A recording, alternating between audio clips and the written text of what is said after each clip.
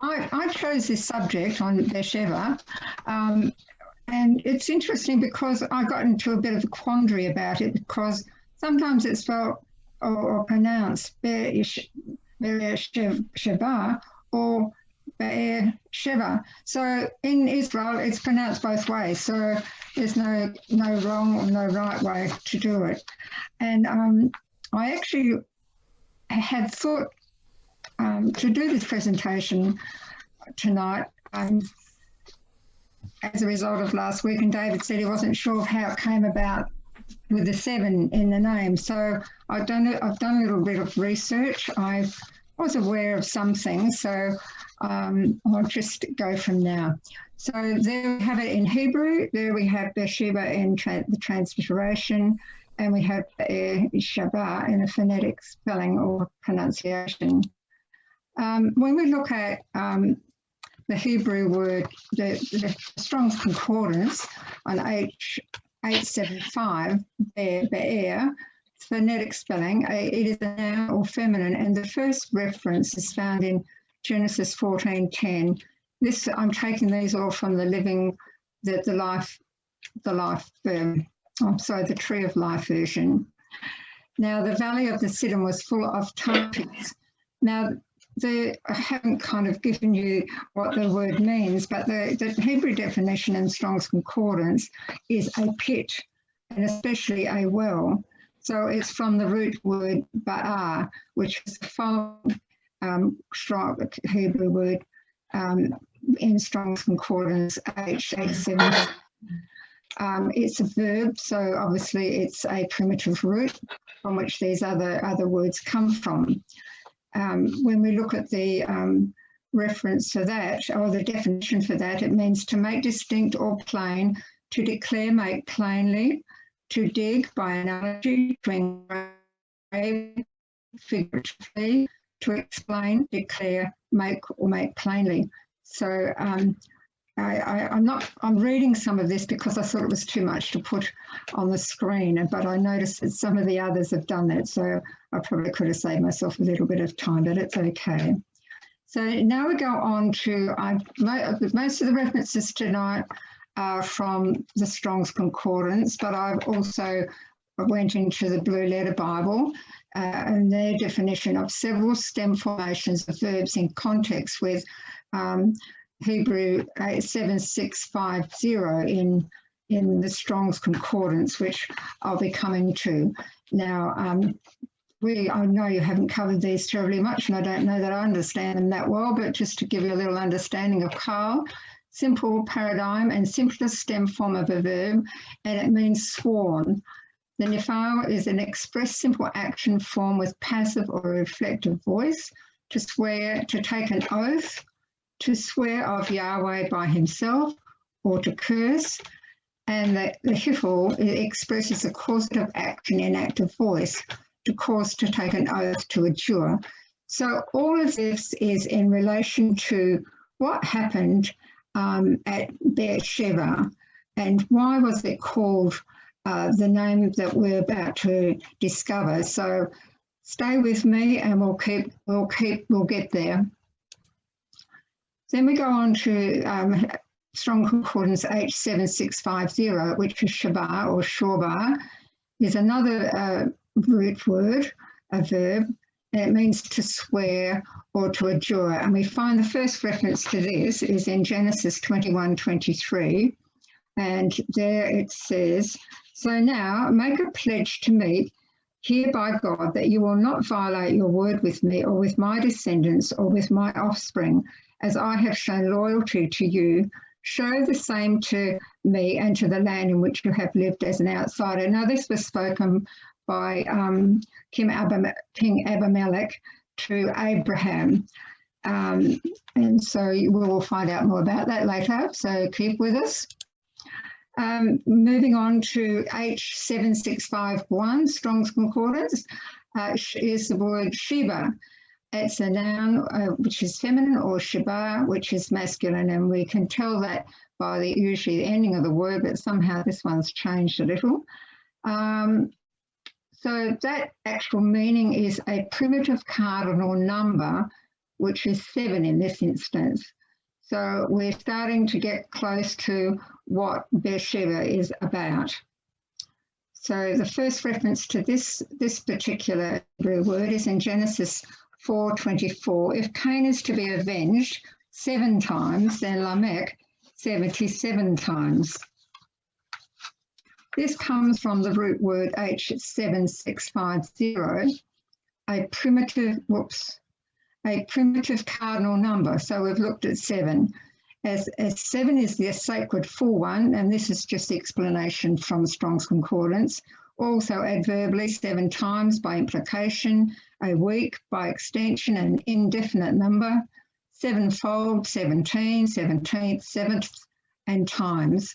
So when we see, I'm sorry, I've gone on here. Sorry, I need to go back. What's happened here, David? Let's go back there.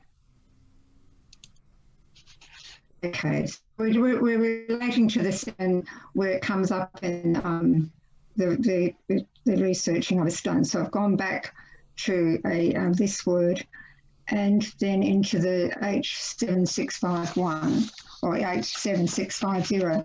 So we've looked at that reference, and now we're just going. I'm sorry, I'm all over the place here. It's a bit hard because I've got the notes. I should have left it as it was.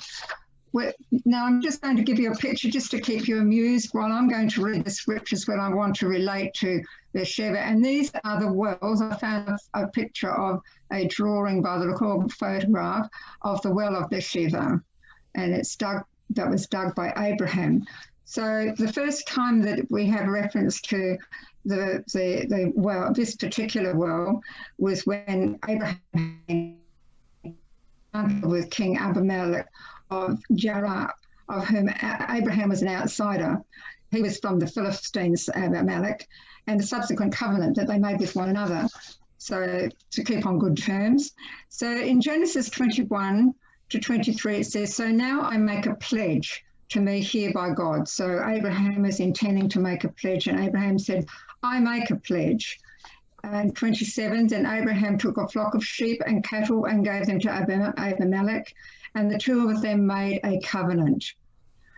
Verse 28, Abraham set 7 young ewe lambs apart from the flock of sheep themselves. So here we have the 7 entering into the name.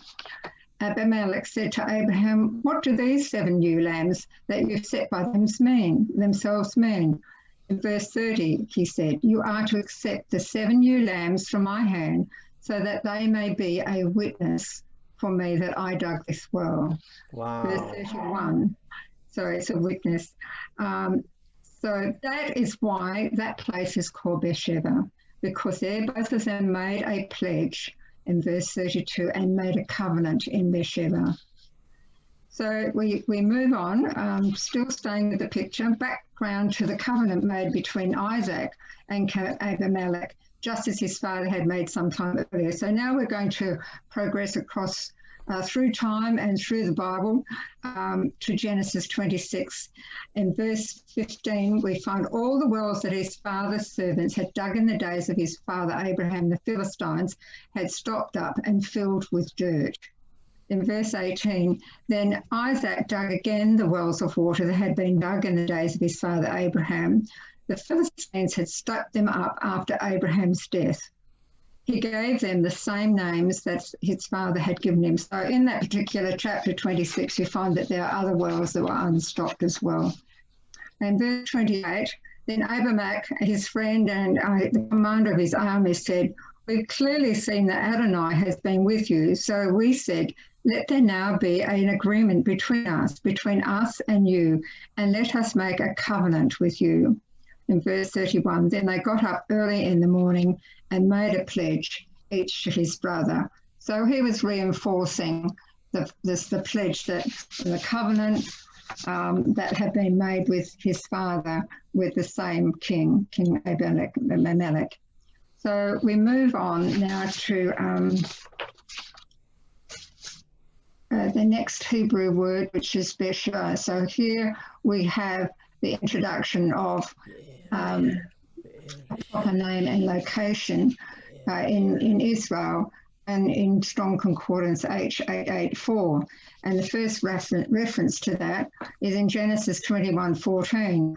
So Abraham got up early in the morning and took bread and a skin of water and gave them to Hagar, putting them on her shoulder and the child, and sent her away. She went and wandered about in the wilderness of Beersheba. So you already see that the name exists back in that time, which is interesting. So in conclusion, so I want to revise some of the things we've already been through. In Genesis 26:32-33, now it happened that on that day Isaac's servants came and told him about the well that they had dug, and said to him, "We found water." So he called it Pledge. That is why the city's name is Beersheba to this day. So just going over Strong Concordance number H884 means Beersheba, or Beersheba, or Sheva, however you prefer to pronounce it. And the word origin there in H875 in the Strong Concordance means well or pit, as we learnt in the very first instance.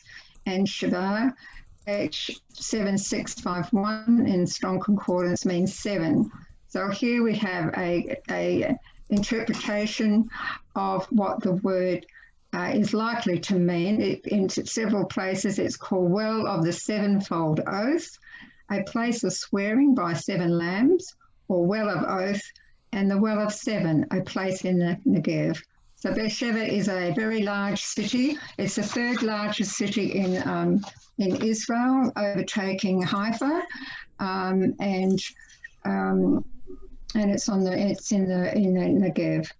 So that is my presentation for tonight, and thank you very much for listening to me, being patient with me, and thank you so much for all those other awesome, incredible presentations that I've been able to partake in as well. So thank you. God bless you all.